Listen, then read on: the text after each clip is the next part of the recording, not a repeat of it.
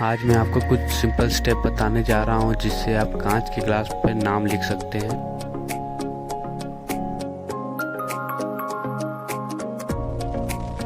Glass को अच्छे से साफ कर लें। जिस नाम को लिखना है या तो उसका प्रिंट निकाल लें या फिर एक पेपर पे लिख लें और उसको अच्छी तरह से ग्लास के अंदर चिपका लें। अंदर से पेपर या कपड़े का सपोर्ट दे सकते हैं। बस इसके बाद अब रोटर मशीन को सिंपली इसके ऊपर चलाना है और वो आपका हाईलाइट होकर आएगा।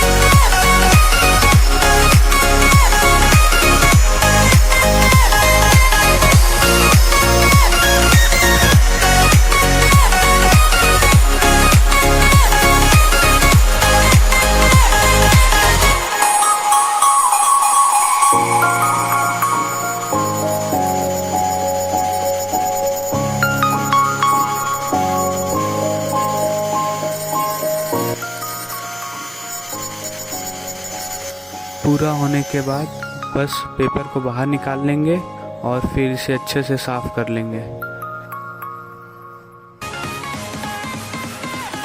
फिर देखिए ये कितना खूबसूरत दिखता है।